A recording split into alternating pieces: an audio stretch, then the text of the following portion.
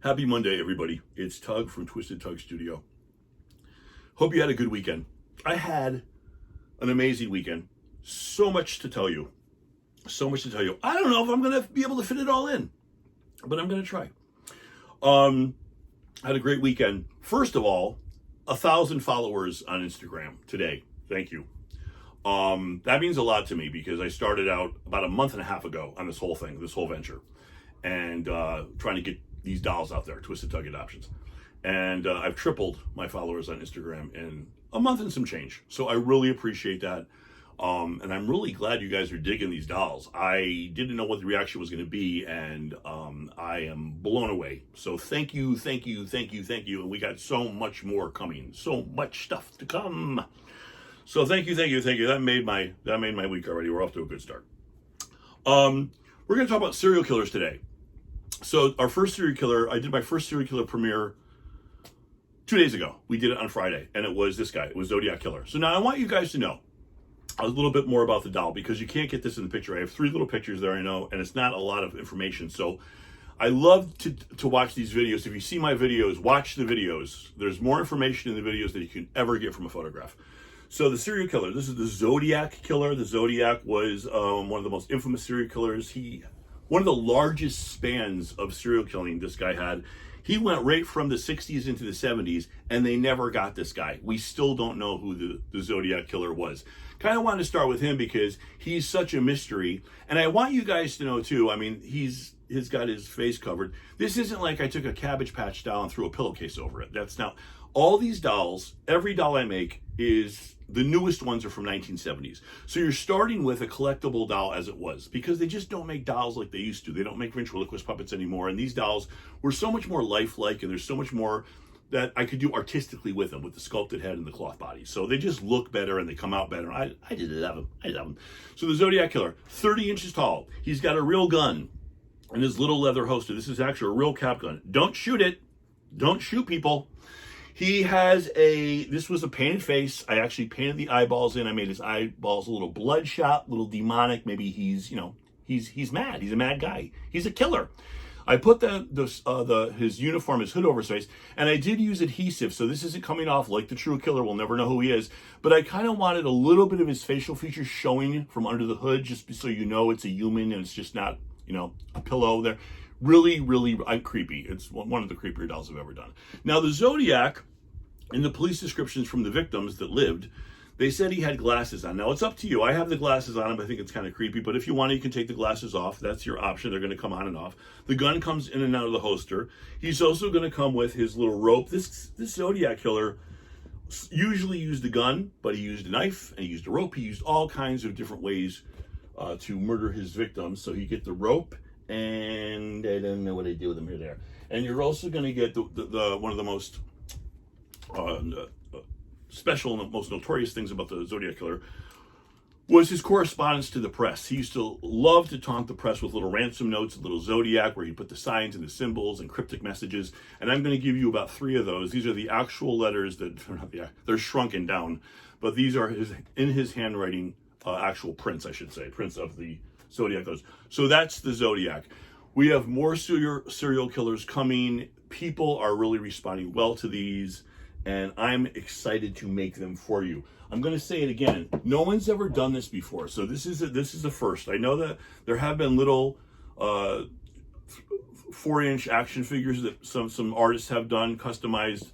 I've seen Jeffrey Dahmer's and I've seen a Manson, but I've never seen them any bigger than that. So these are a series of serial killers, one of a kind. I've only made 1 of each. I think I may make 2 of the Mansons just because he's already getting a lot of requests.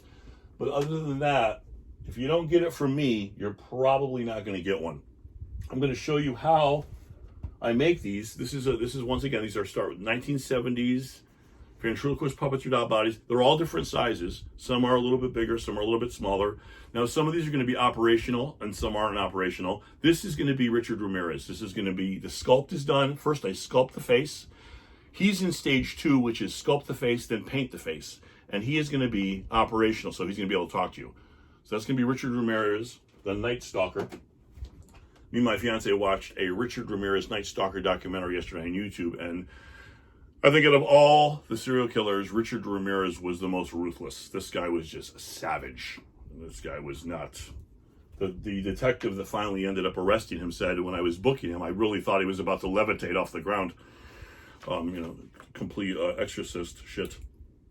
Zodiac killer, 5 confirmed dead, 28 possibilities, but he claims to have killed 37 people. And like I said, there's such a big question mark over that whole reign of the Zodiac that we just don't know.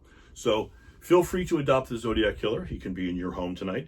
We're going to talk about this girl, this chick, Aileen Wuornos. One of my good friends, I've known him for about 15 years now, is Justin Pearson from Locust. You guys might know the metal band Locust. I don't know if they're metal, but they're thrash. They're unique. They were just at the Music Box here in San Diego, and I got a chance to see Justin, and we had such a good time. Hi, Justin.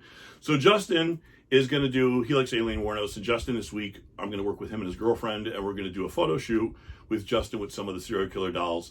He requested Aileen Wuornos, so let's talk about a little bit about Aileen Wuornos. Aileen Wuornos was from the Florida area. If you saw, I've talked about this before on the show. If you saw the movie Monster with Charlize Theron, it's a great movie. It's a must-see. If you're into horror movies, any one of those genre, true crime, Aileen Wuornos has a story to tell, and you should see it. So this woman was in Florida area, Daytona Beach area. She killed 7 men in a period of, I think it was 2 years. I think it was 1989 and 1990. Boom, boom, boom, boom. She a little more sympathetic towards Aileen Wuornos, not that I condone murder, but she did, the first couple may have been attempted rapes and men that were trying to hurt her, so she claimed self-defense, but, after 2 or 3, you kind of got to throw that away. So here's the story about Aileen Wuornos. I met a guy, and he is a guy that collects t-shirts. Sometimes if they're nice t-shirts, collectible t-shirts, he'll keep them, but he usually likes to collect t-shirts and give them to the homeless people, and that's his thing. He's a t-shirt guy. His aunt told him that she knows a lady in Holy Hill, Florida, that you might want to go and visit. So he went to Holy Hill, Florida and visited this lady. She doesn't want to give her name for good reasons. And she said she met Aileen Wuornos in the 80s, and they lived in Holy Hill in a mobile home. And then they moved to Daytona Beach in a mobile home. And her and Aileen and a bunch of other, I don't want to say homeless, but homeless people, that she said it was just a party scene back then. They were young, they drank a lot, they partied a lot. And Aileen Wuornos and a bunch of friends hung out. Aileen asked her, Lean, they used to call her, Lean, that's what this lady calls her. Lean asked if she could crash out this lady's place for a couple weeks. She did. She brought a bag of clothes, and after a couple days, she just went missing. The lady didn't realize it, but Lean had been arrested.